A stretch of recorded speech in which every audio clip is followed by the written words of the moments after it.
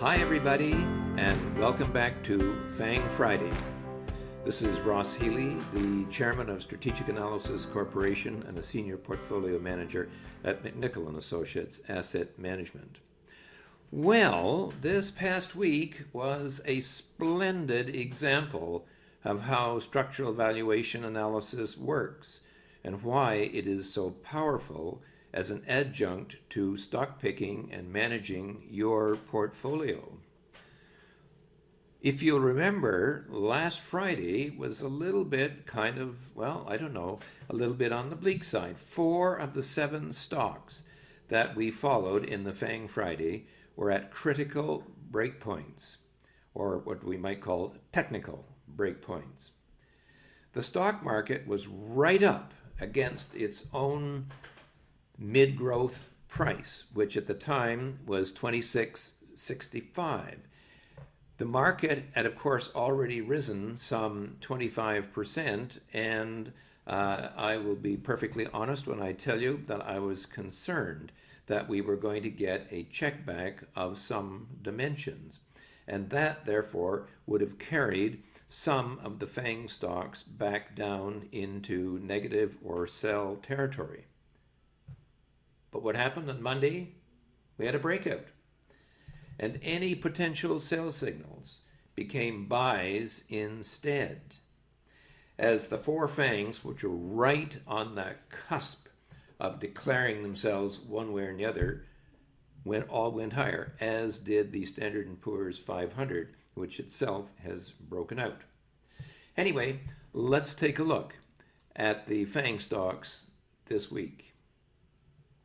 And the first one is Amazon. Well, there's not much to say there. Amazon has been cheerfully trucking along between its HB2 and its HB3, and actually with the market has been sort of oozing steadily higher, not doing anything terribly dynamic. But remember, just staying in this channel means that we're looking at a company whose balance sheet is growing at a 30% rate. So just being there is a good thing. The second stock that we kind of were putting in the buy hold section was Netflix, and that too has been pretty much steadily above its HB3. Not doing anything too dynamic, by the way, given how strong the market has been, but nonetheless staying there very nicely. And Netflix, the balance sheet here, has a pretty strong growth rate as well. So just being here is good as well. Now, Alphabet was a stock last week that I shared some concern about. The stock had come down, in that correction down to its super growth price, that's 3.5 times book value, and it had been just kind of bouncing there. It hadn't, given how strong the stock market had been up some 25%, Alphabet just didn't seem to be getting anywhere. And I was kind of worried that if we had a breakdown of the market or a setback in the market that it would go with it. Alphabet did not. It held its super growth price and has now been rising nicely.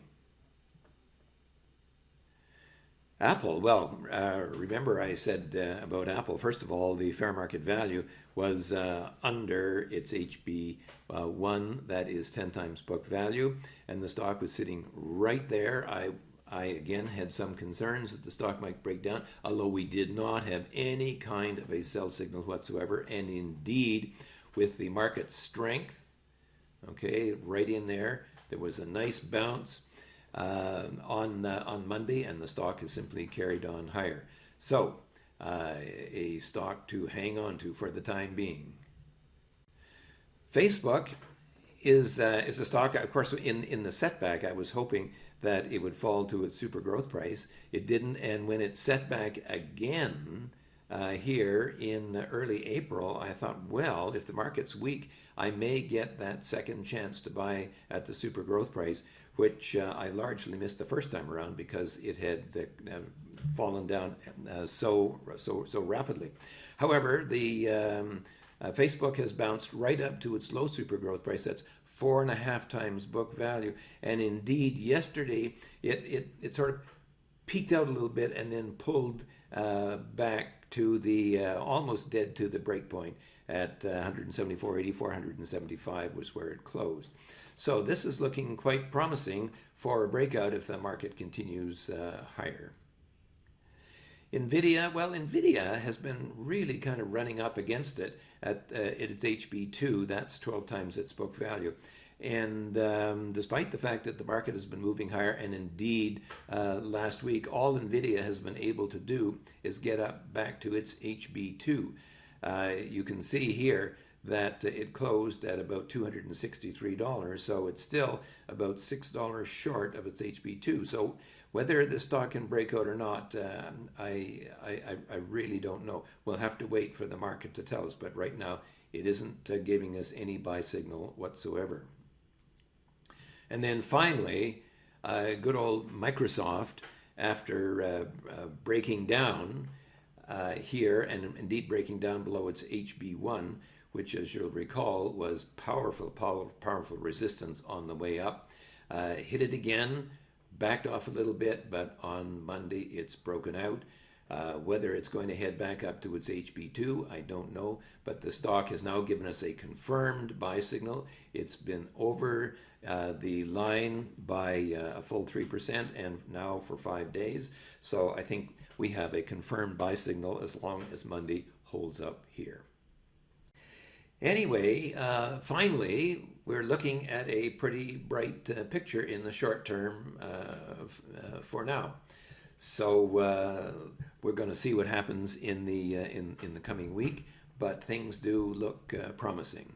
Now, if you would like to find out further about what our service is all about, then please go to info@strategicanalysis.ca or phone us at 416-489-3603. Anyway, this has been Ross Healy, the chairman of Strategic Analysis Corporation and the senior portfolio manager at McNichol & Associates, reminding you that nothing, including investing, is difficult if you have the right tools, as I think this week clearly showed. Anyway, have a good week. See you next Friday.